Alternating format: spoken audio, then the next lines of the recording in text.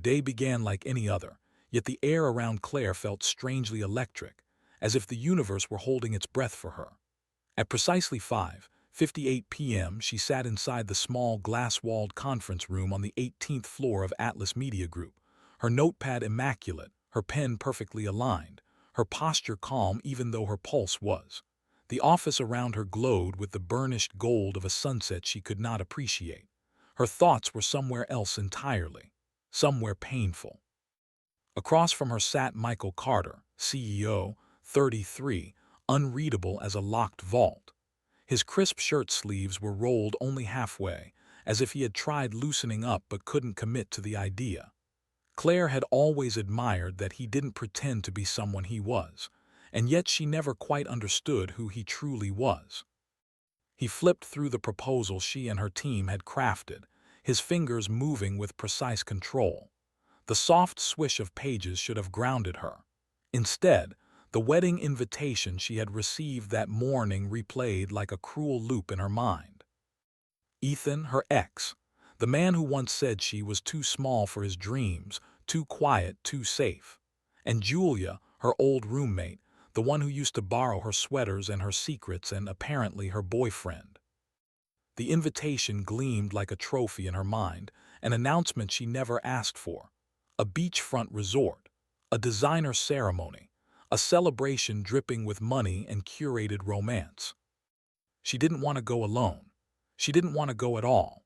But the thought of avoiding the event felt just as humiliating as showing up and watching them look at her the way they used to, as though she were invisible unless she was convenient. Somewhere between page 7 and page 8 of the proposal, the words slipped from her mouth without her permission. "Would you be my date to a wedding?" Silence. Absolute, thick, breath-stopping silence. Michael's fingers froze mid-page. He lifted his gaze and his expression didn't shift, not in amusement, confusion, or judgment, just a calm, curious stillness. "To a wedding," he echoed softly. Her face burned, regret splashed hot through her chest. "Forget I said that, it was stupid." He set the papers down deliberately, his movements quiet and careful, as though he didn't want to startle her. He tilted his head slightly, studying her with a deeper interest than she had ever seen in him. "Tell me the time," he said, "and the dress code." She blinked once, twice. "You're serious?" "Yes." His voice barely rose above a murmur, but it held weight. "Unless you're not." She searched his eyes for sarcasm, mischief, anything she could latch onto, but found only unfaltering steadiness.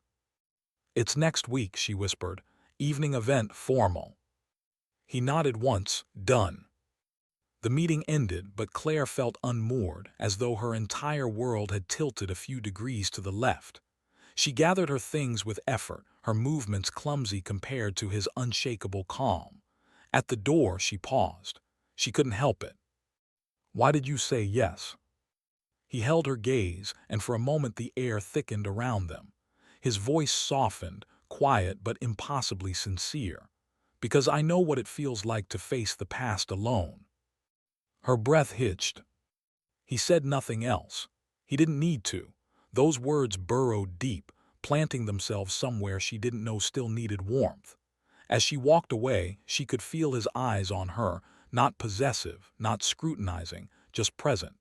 As if he recognized something fragile in her because he carried the same fracture inside himself. She didn't yet know that behind Michael's calm lived a silent wound he never spoke of, nor did she know she had stepped directly into its gravity. The weekend arrived like a wave she wasn't ready to meet. When the black car pulled up to the beachfront resort, Claire inhaled salt and sunlight and fear. Her emerald green dress hugged her gently, shimmering with each step. She looked soft and strong all at once, a contradiction wrapped in silk. But when Michael stepped out behind her in a navy suit tailored like a second skin, the world hushed. Conversations halted, heads turned. The whispers began, subtle but sharp. "Is that Claire?" "With him." His hand brushed the small of her back, gentle but grounding. "You all right?" She nodded, not trusting her voice. Their entrance sliced through the ballroom like a revelation. Old friends stared. Curious guests followed her with their eyes. Every breath she took felt visible. Melanie, gossip collector, queen of backhanded compliments, approached with a sugary voice dripping poison. "You look comfortable, Claire. Never imagined you," show up with the CEO. Claire forced a polite smile. "Lovely to see you too, Melanie." Michael turned, his voice calm but edged with steel. "Anyone who questions her worth doesn't know her at all." Gasps fluttered around them. Melanie's smirk faltered. And for the first time in years, Claire felt someone stand between her and the world instead of letting it crush her. The ceremony began on a flower-lined terrace overlooking the sea. Claire sat beside Michael in the second row, breathing through the tightness in her chest. Ethan kept flicking glances at her. Julia's eyes darted between her groom and Michael with nervous curiosity. Claire wanted to disappear. By the time the vows ended, her hands were trembling in her lap. Later, she escaped to the rooftop, needing air more than oxygen. Moonlight reflected on the pool's glassy surface. She hugged herself against the night breeze. Michael joined her quietly, offering a warm mug, ginger tea. She took it, surprised at the heat. "You brought me tea." It looked calming. Something in her chest softened.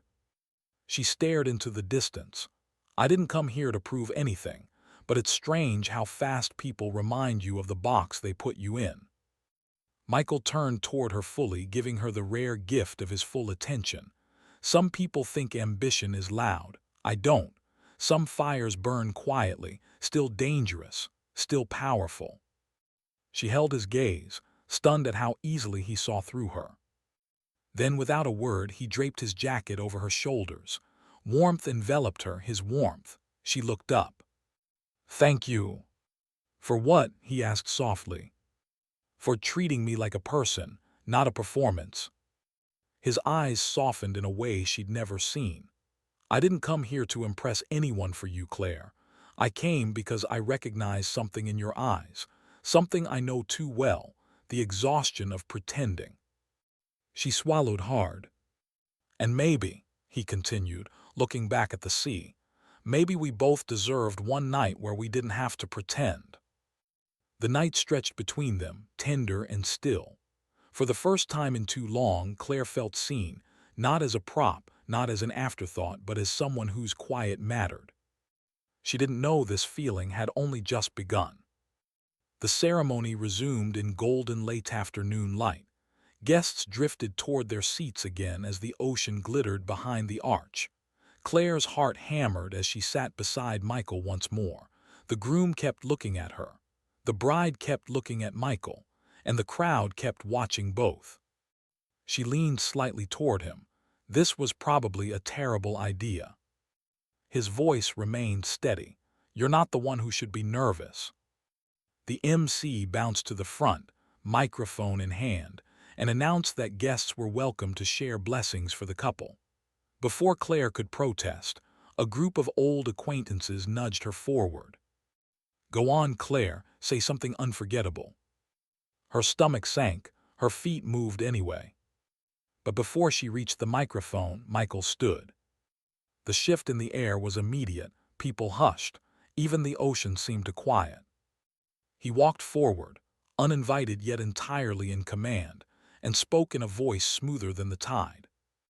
"If I were to make a vow today," he said, eyes fixed on Claire, "it would be this: never walk past someone like her, and never let her walk away again." The world froze. Claire's breath shattered inside her chest. Her pulse roared in her ears. Michael turned to the couple politely. "To the bride and groom," he said, "may your love lead you back to yourselves. But today reminded me that some people walk into your life not to be background, but to show you what real looks like." He offered Claire his hand. She took it, stunned, trembling, and together they walked back to their seats without a single whisper following them. The reception blurred. She smiled, danced, posed for pictures. But her mind didn't leave his voice, his vow, the unspoken tension thickening the space between them. Later on the terrace, the sun melting into the horizon, she felt him approach. "You didn't have to do that," she murmured. "I know," he replied quietly. "That's why I did." He knelt briefly, adjusting her dress. "The hem came loose," he explained. "You shouldn't carry everyone's eyes while your dress is falling apart." She stared at him as something unnameable shifted between them. His fingers brushed the fabric with reverence, almost tenderness. "I see you," he whispered, standing again. "Not just today." Her throat tightened painfully. "You make it very hard to keep pretending nothing is happening." "Then maybe," he said, meeting her gaze, "we stop pretending." When the music softened and the night deepened, Claire escaped to the sand. She kicked off her heels, sinking her feet into the cool grains. The moon cast its silver onto the waves. Behind her, Michael followed without hesitation. "You always walk barefoot at weddings," he teased. "Just the ones that almost break me," she replied. After a while, he bent down and picked a small shell, holding it out to her. "For you." She laughed softly. "Didn't know you collected sea treasures." He looked at the ocean. "Some memories are meant to be buried, some kept in your pocket." She turned the shell over in her palm, feeling the warmth of the gesture. "Why did you say yes to being my date, Michael?" He stopped walking. His expression softened into something vulnerable. "Because you're the only one who doesn't need me to be impressive." Her breath hitched. "Everyone sees the title," he continued. "The money, the armor, but you." He swallowed. "You didn't want anything from me. You didn't try to belong to my world. You were just yourself. And maybe that's why you scare me." She blinked. "I scare you?" He nodded. "Because when I'm around you, I feel like myself, and that terrifies me." Wind swept between them, cool and salty. She hugged her arms around herself. Without a word, he shrugged off his rolled-up shirt and draped it gently on her shoulders. His warmth wrapped around her like a secret. "No titles," he whispered. "No roles, just you and me." They stood in silence, two lonely hearts finally breathing in the same rhythm. And the world faded into the whisper of the waves. 2 days later, the corporate world swallowed Claire again. The office felt colder, sharper. She avoided the executive floor like it carried a storm with his name on it. She buried herself in work. She tried forgetting the way he had looked at her, the way he had touched her, the way she had felt, for the first time, chosen. When she opened her inbox Wednesday morning, she found an email. Subject: "You forgot this." A photo attached. Her hair clip. The one she hadn't realized she lost. She stared at it, wondering if she should read into it, wondering if he had held onto it intentionally, wondering why he chose now to send it. She drafted replies, deleted them, wrote again, deleted again. Nothing felt safe enough. Nothing felt unimportant enough. The next day, she overheard HR whispering. "Yeah, Mr. Carter told me to rearrange her schedule, said she looked overworked." She froze. He had quietly shifted her workload. Without telling her. Without claiming credit. Without making her feel like she owed him anything. Her heart fluttered with fear and something dangerously close to hope. As days passed, she avoided him even more. She was terrified of wanting something he couldn't give, terrified of imagining that night meant anything more than kindness, terrified that she was reading a story where he saw only ink. Yet every night she thought of the beach, the shell in her drawer, his jacket on her shoulders, the words he had said when he thought nobody else was listening. And she wondered, does he feel it too? One evening she saw him alone in his office, city lights casting halos around him. His silhouette looked heavy, tired in a way she had never noticed. She watched him for a moment, overwhelmed by a tenderness she wished she didn't feel. She held the hair clip, cold and delicate, in her palm. Was it a sign?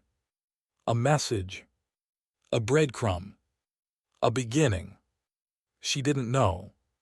But part of her, small and stubborn, desperately wanted him to answer that question. The invitation came without ceremony, just Michael after a meeting saying, "Dinner at my place. Friday, I'll cook." Claire stared, unsure if she heard correctly. "You cook?" "Occasionally," he murmured, "when I want something imperfect." Friday came faster than her nerves could prepare for. She arrived at his apartment holding a small cactus with a blooming yellow flower. When he opened the door, sleeves rolled, hair slightly mussed, the scent of rosemary and garlic filled the space between them. "You brought a plant," he said softly. "You told me once you can't keep anything alive," she replied. "Thought we could start with something resilient." His gaze lingered on the cactus, a surprising softness flickering across his face. She stepped inside, surprised by the minimalist beauty of the place, but something was missing, something human.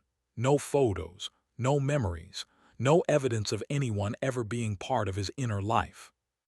Dinner was warm, imperfect, comforting. He looked embarrassed at her praise. They talked about books, cities, the strange ache of wanting more from life. He answered her questions honestly, even when the answers felt like confessions. "I bought this place for the view," he said quietly, "but sometimes I think it watches me more than I watch it." Later, as she wandered near his living room, her gaze snagged on something small and silver placed carefully on a hardcover notebook. Her hair clip, clean, polished, resting like something precious. "You kept it," she whispered. "Some things," he murmured, "shouldn't be forgotten." He insisted she sit while he washed dishes, but she joined him anyway. Shoulder to shoulder at the sink, something unspoken hummed between them. With the quiet clink of plates and warm water on their hands, she saw him, not the CEO, but the man beneath the armor.